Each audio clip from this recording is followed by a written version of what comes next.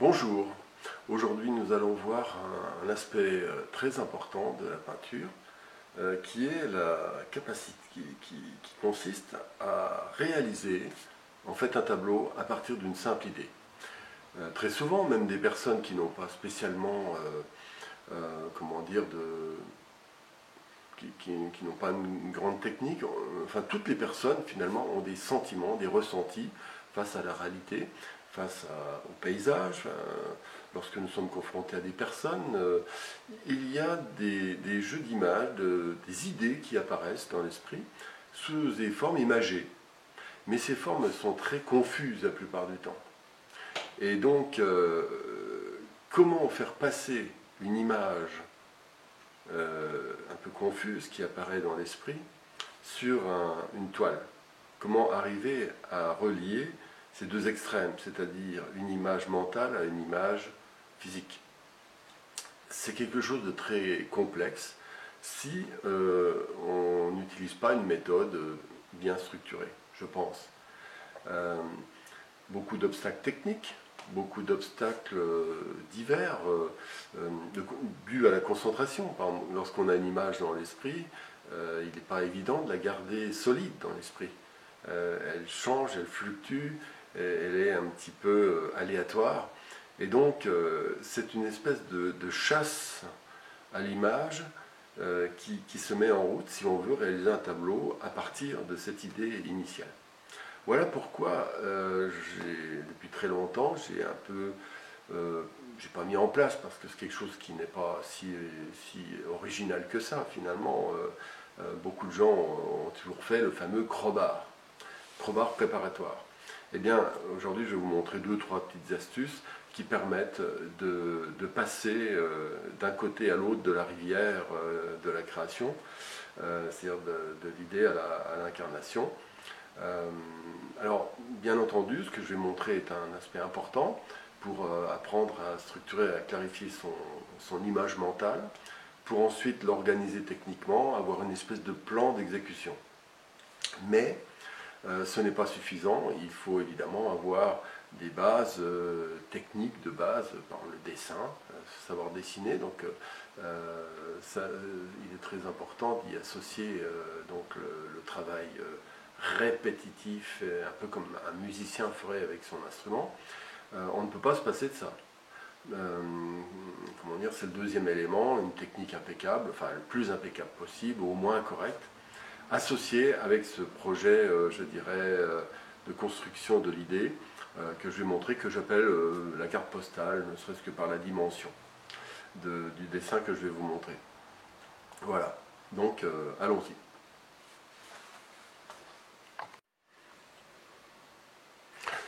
Alors voilà un dessin que je voudrais commencer, c'est-à-dire j'ai eu une vague idée, j'ai lu un livre hier de Henry David Thoreau, un des premiers écologistes américains, et j'ai eu envie de lui rendre hommage. Bon, alors, donc j'ai commencé à faire ma petite carte postale, enfin elle est toute petite, elle aurait pu être un peu plus grande.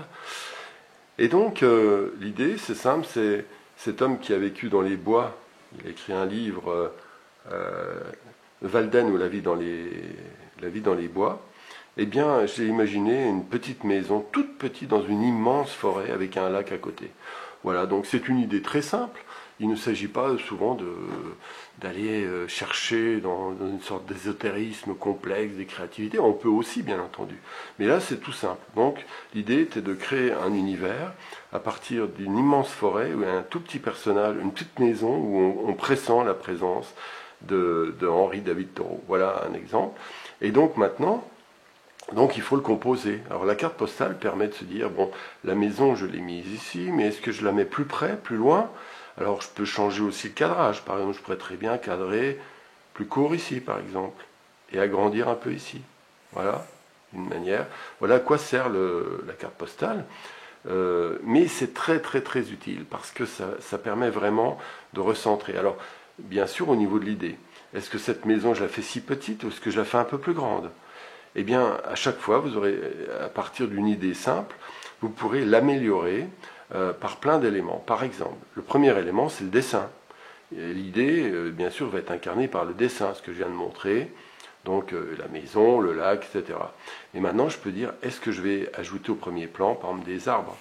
Comme ça, des arbres noirs, un peu mystérieux, ou est-ce que je veux créer une ambiance très douce, avec des couleurs douces, des arbres très délicats?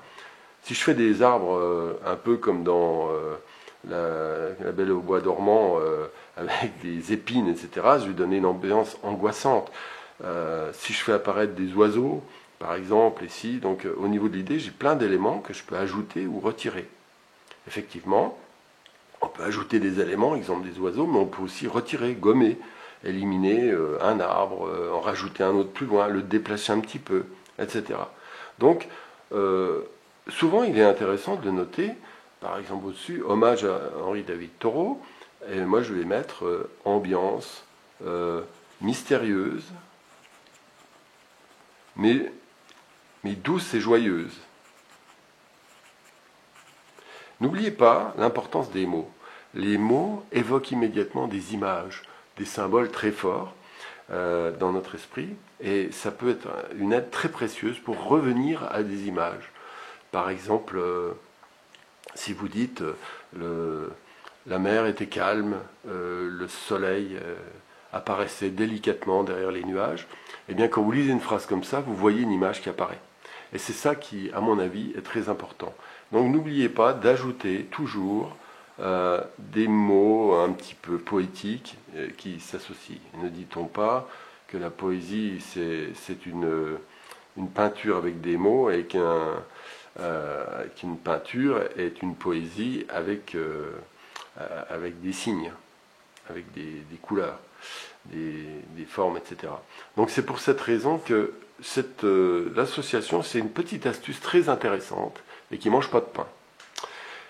La mise en place de la composition a un double avantage, c'est que ça nous permet de nous concentrer sur un premier jet quelque part, puis on peut réfléchir. C'est-à-dire que ce petit esquisse microscopique permet, de la taille d'une petite carte postale, permet d'avoir un retour. À partir de ce que l'on voit, nos sens vont rebondir, et ce que vous percevez va se retransformer, et vous aurez peut-être, à partir de ce premier jet, une envie de refaire d'autres choses, dire tiens, est-ce que je fais apparaître autre chose au loin, ou pas? Est-ce que cette maison, je la mets plus près? Est-ce que je fais un chemin, ou pas? Etc. Ce premier jet général est la porte d'entrée de plein d'éléments complémentaires. Ensuite, au premier plan, si je veux que ce soit doux et mystérieux, je pourrais faire quelque chose d'un peu foncé au premier plan, par exemple, et là, je peux même marquer. Là, je vais faire un premier plan foncé. Alors, je ne suis pas sûr de... C'est plus pour l'explication.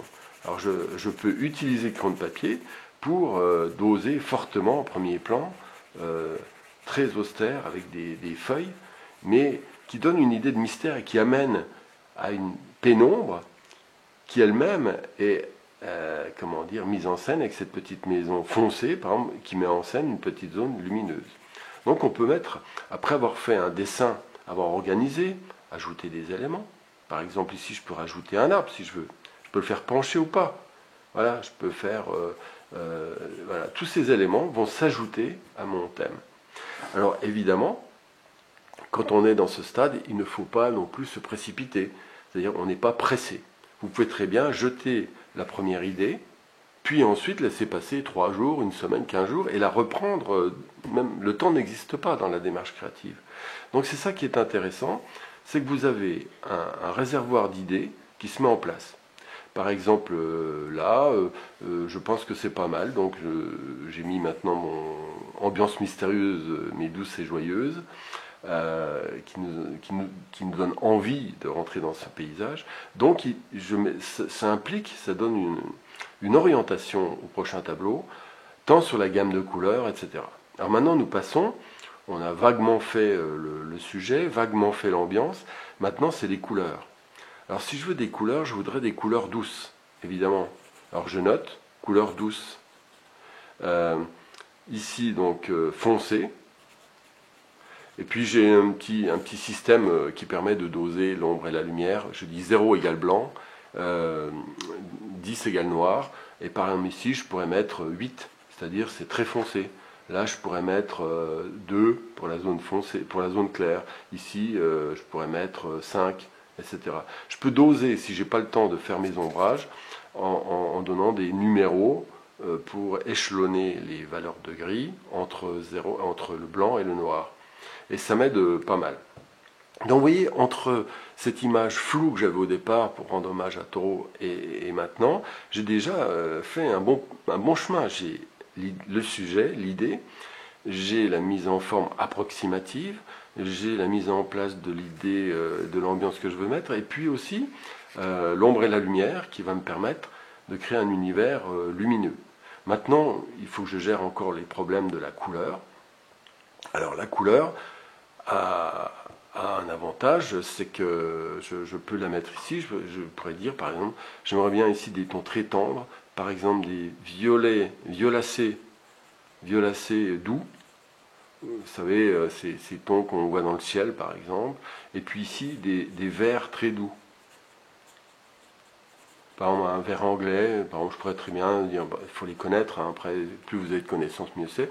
Vert anglais, par exemple, comment dire, plus un peu de chaleur.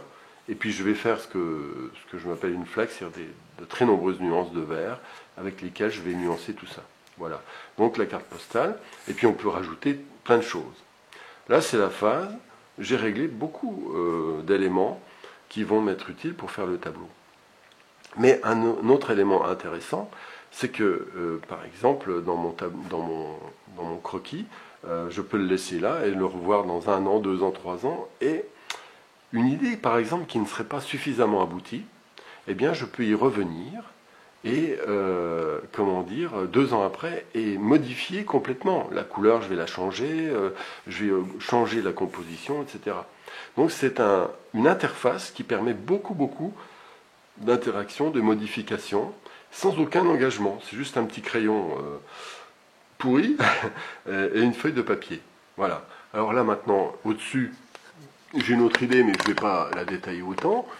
L'idée, c'était une masse de couleurs dans des tons chauds, mais frais en même temps. Enfin, pas trop rouge, mais enfin, voilà, une sorte de saumonné, des couleurs délicates. Une zone très très foncée, et j'appelle ça l'incarnation, un peu comme si une flamme de lumière allait s'incarner dans une forêt, un petit bosquet perdu dans l'espace. Voilà. Alors, si cette idée n'est pas bonne, ça n'a aucune importance. Aucune importance. Ce qui est intéressant, c'est de positionner ces idées-là, sachant qu'une mauvaise idée peut devenir une excellente idée, associée plus tard à une autre idée. Alors voilà, c'est pour ça, j'ai plein de carnets de croquis comme ça, avec plein d'éléments. Alors voilà, j'en ai un peu partout.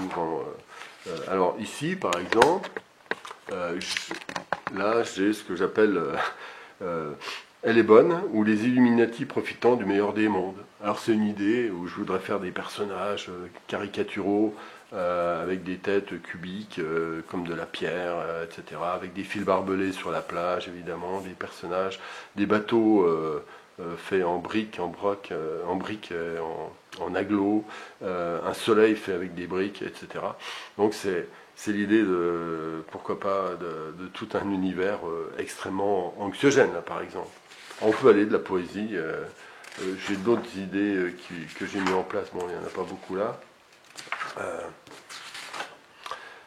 Ici, par exemple, là, c'est le village bien... Enfin, non, ça, c'est le village bien géré. L'idée, c'est de faire un cube avec un village, par exemple. Alors, c'est juste une idée qui est là. Au-dessus. Ici, donc, c'est un bateau. Et puis, comme j'aime les livres et qui me font rêver, j'avais l'idée de faire un bateau avec des livres, un peu comme le phare d'Alexandrie, avec la bibliothèque d'Alexandrie avec phare, j'appelle. Mais bon, peut-être que je le ferai jamais ce tableau, ça n'a aucune importance. C'est ça qui est amusant, c'est que voilà, vous promenez vos idées, des fois très succinctes. Ici, par exemple, ici, donc, c'est pareil, c'est un cube. C'est un peu récurrent chez moi, j'aime bien faire des cubes pour enfermer quelque part des objets, pour m'amuser un petit peu, c'est une sorte de critique du matérialisme, bon, indirectement. Et puis, donc, je mets plein de cerises, je les appelle les cerises bien pensantes, bien encadrées, etc. Bon, sur ce carnet, j'ai pas grand-chose, mais voilà, c'est quelques idées. Et ça, c'est ce que j'appelle la carte postale, qui est une excellente interface pour cheminer finalement dans l'idée du tableau jusqu'au résultat. Alors bien sûr, revenons à notre tableau de tarot, on peut maintenant faire ce que j'appelle la chronologie. La première étape, c'est le contenu. Qu'est-ce qu'il y a dans le tableau? Et maintenant, il y a la chronologie. La chronologie, c'est-à-dire par quoi je commence. Alors, est-ce qu'on fait, on peut le faire au pastel, à l'huile, déjà, c'est déjà un choix. Il y a de nombreux choix qui vont arriver. Par exemple, est-ce que je le fais d'abord, est-ce que je fais un fond lisse, un fond avec des empattements? Est-ce que je vais préparer au couteau, donc une matière un peu bizarre? Bon, dans ce cas-là, je crois que je choisirais une matière assez lisse. Je ferai donc une espèce d'enduit, pas trop régulier, mais un peu plus lisse. Au couteau, par exemple. Voilà, alors donc lisse, au couteau. Et j'indique. Voilà. Maintenant, l'ombre et la lumière, est-ce que cet enduit que je vais préparer, je vais le faire régulier ou pas? Par exemple, je peux très bien mettre un petit peu de peinture acrylique pour faire un peu une couleur, je sais pas, gris-beige par exemple, ou gris-verte. Alors je vais choisir un ton gris, doux, valeur 4, allez 4, c'est-à-dire un gris doux, pas trop foncé, plutôt chaud. Non, froid. Oui, je fais exprès de... Alors, on peut changer, hein, vous avez le droit. Hein. Ensuite, la gamme de couleurs. Donc, je vais commencer par des effets de matière. Par exemple, je vais faire des traces, des coulures, des projections. C'est ce que je fais dans la plupart des tableaux. Vous voyez mes autres vidéos, si vous voulez. Et donc, je vais faire l'ambiance des futurs arbres des couleurs. Je vais les projeter, faire une espèce de trame abstraite sur laquelle je vais rebondir. Hein. Effet de matière, couleur approchante, on va dire. Et je vais profiter des effets de matière. Donc, effet de matière, profiter des accidents. Voilà. Et quand tout ça sera en place, donc j'aurai une trame correcte, je vais commencer quelques lignes de construction, par exemple la ligne d'horizon. Voilà, donc pour une très courte conclusion, j'ai été interrompu un petit peu rapidement par la batterie, mais en fait, donc la préparation d'une carte postale permet une interface extraordinairement souple, utile, qui se transmet dans le temps, qui permet de clarifier nos idées, de les avancer un peu, de rebondir, un peu comme pour traverser la rivière qui était trop large, c'est comme si on ajoutait une pierre. Et on pourrait rajouter une autre pierre en complétant plus tard, etc. En fait, souvent, moi, je ne mets juste que l'idée et l'exécution. En fait, j'en garde une grosse partie pour la réalisation sur la toile elle-même. Il est évident qu'il ne faut pas tout calculer sur la carte postale parce que ça créerait une espèce de... La réalisation du tableau ne serait plus qu'une exécution d'un plan préalable, ce qui serait, à mon avis, très maladroit. Ce qui est important, c'est d'avancer à aller 30, 40, 50% de l'idée, du sujet, on sait à peu près où on va. Et après, pendant l'exécution du tableau, évidemment, on réalise le tableau en cheminant. C'est aussi, faut garder toujours le plaisir. En fait, un élément très important aussi de la carte postale, c'est que ça permet, en clarifiant, d'économiser de l'énergie. Et en fait, pour un tableau qui demande beaucoup d'énergie, pour arriver au bout, il est important d'être dans une posture d'économie d'énergie. Et donc la carte postale économise d'énergie pour arriver pas épuisé à la fin du tableau. Et ça, c'est très très très important. Voilà. Donc c'est simple. J'ai pas inventé une troisième oreille. Hein, c'est quelque chose d'assez classique, hein, le crowbar. Sauf que je l'ai un peu précisé pour que peut-être mieux formaliser tous les avantages que ça peut avoir et les inconvénients de ne pas le faire, justement. Parce que beaucoup trop de personnes, surtout les débutants, qui ont beaucoup de choses à régler en même temps, se trouvent dans une situation noyée par la quantité de choses. On ne voit plus la forêt parce qu'il y a trop d'arbres. Voilà, donc bonne carte postale. Et aussi un autre avantage, si vous n'avez pas le temps de peindre, parce que peindre c'est 1 heure, 2 heures, 3 heures d'affilée, eh bien, vous avez une idée, un quart d'heure, 10 minutes, 5 minutes. Bon, vous avez un petit carnet dans la poche, tac, vous faites votre petite carte postale, vous placez l'idée. Et je vous assure que quelques traits suffisent à faire redémarrer la machine. Et quand vous avez des dizaines de carnets comme ceux-là, j'en ai des dizaines, eh bien de temps en temps, au coin du feu, vous les feuilletez et vous revenez, vous vous promenez dans votre univers créatif des 10 dernières années, des 20 dernières années. Et ça, c'est aussi intéressant pour la gestion globale de votre univers philosophique, spirituel, lié à l'art. C'est pas rien, c'est pas rien. Les tableaux ont une grosse logistique, mais ça a très peu de matière, beaucoup d'esprit. Et ça, c'est important. Voilà, à une prochaine vidéo. Au revoir.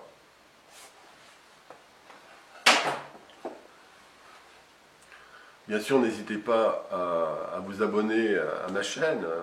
Je fais comme tous les gamins, en fait, mais c'est assez utile parce que, évidemment, ça permet de communiquer. Je suis quand même très heureux de pouvoir faire ça, bien sûr, gratuitement, bénévolement. J'ai aucune arrière-pensée, je ne fais une chose que pour elle-même. Et puis voilà, donc, mais si ça vous est utile, n'hésitez pas, abonnez-vous, ça aidera à la diffusion, ça peut peut-être rendre service.